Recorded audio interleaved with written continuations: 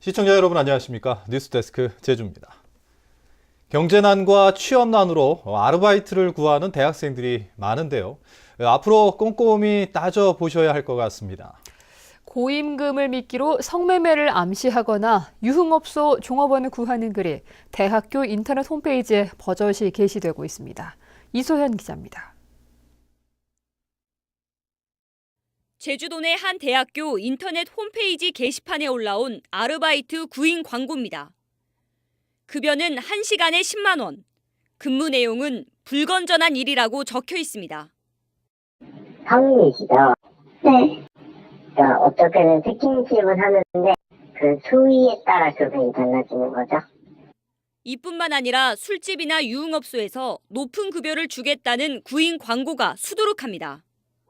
제가 이거를 한 2년 정도 했거든요. 거의 20살, 21살만 했었던 것 같습니다. 돈이 제일 급할 때니까. 대학생들 사이에서도 이런 아르바이트에 대한 소문이 이미 널리 퍼져 있습니다. 그런 광고 같은 거는 본 적 없어요. 여자 당일 아르바이트 구한다. 아, 그거 봤어요. 그 여자만 구한다고 밤늦게 그건 봤어요. 해당 대학은 홈페이지는 공공 IP 인증만 받으면 누구든 글을 올릴 수 있기 때문에 불법 광고들을 일일이 차단할 수 없다는 입장입니다. 그 기술적으로 다 차단은 못하고 저희들 담당자가 모니터링을 하는데도 그것도 한계가 있고 그래서 저희 사용자들이 일단 그 광고성 글을 올리지 못하도록 저희들 계속 그 앞에다 안내는 하고 있어요. 경제난과 취업난으로 이중고를 겪는 학생들에게 버젓이 검은 유혹의 손길이 파고들고 있습니다. MBC 뉴스 이소연입니다. 지난해 가을 북한의 일방적인 통보로 연기됐던 이산가족 상봉이 일주일 앞으로 다가왔습니다. 제주도의 유일한 상봉 대상자인 이종신 할아버지도 4.3 당시 헤어진 형님을 다시 만날 수 있다는 기대감에 부풀어 있습니다. 김찬영 기자입니다. 66년 전 헤어진 친형을 만나게 될 이종신 할아버지. 형님이 여전히 살아계시고 상봉 일정이 확정됐다는 소식에 비로소 웃음을 되찾았습니다. 형을 만나면 보여주려고 빛바랜 가족 사진과 선물들을 챙기고 있습니다. 하루라도 빨리 보고 싶은 마음은 간절하고요. 북에 가족도 있고 자녀도 있고 그랬으면 하고 저는 간절히 바라고 있습니다. 이 할아버지는 12살 위인 형이 4.3 당시 인천 소년형무소로 끌려간 뒤 한국전쟁이 터지면서 생사도 모르고 지내왔습니다. 이산가족 상봉하고 서로 그 이별 상봉할 적에 정말 이 돌아서 오지는 못할 그런 심정입니다, 솔직히. 지난해 가을 상봉 취소 이후 절망의 나날을 보내왔던 이종신 할아버지.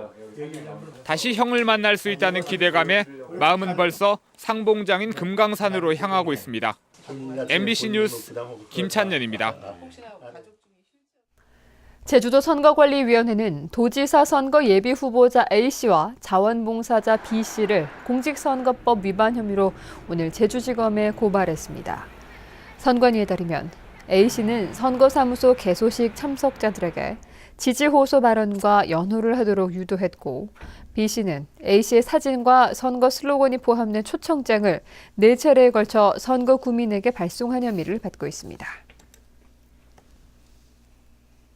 제주 신화역사공원의 카지노 도입 논란과 관련해 시민단체가 반발하고 있습니다.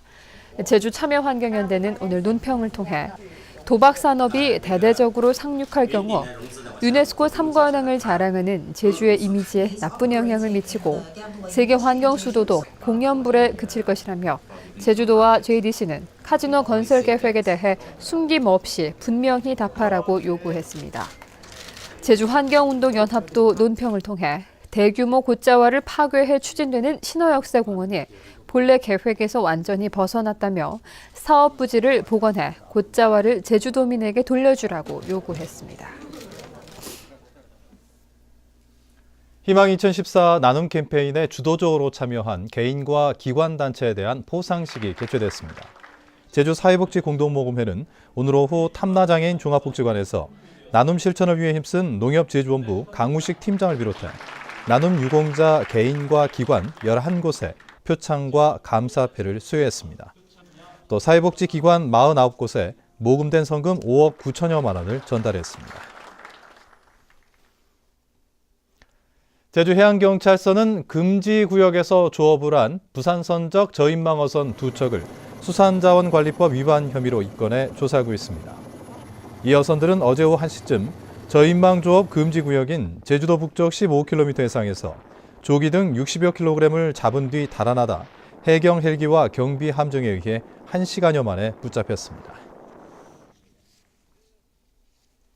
외국인 관광객 200만 명을 돌파한 지난해 외국인 면세점이 큰 호황을 누렸습니다. 관세청에 따르면 지난해 롯데와 신라 등 도내 외국인 면세점의 매출액은 5,100억 원으로 재작년보다 53% 늘었습니다. 반면 제주국제자유도시개발센터와 제주관광공사의 내국인 면세점 매출액은 3,800억 원으로 재작년보다 0.7% 늘어나는 데 그쳤습니다. 뉴스데스크 제주였습니다. 여러분 고맙습니다.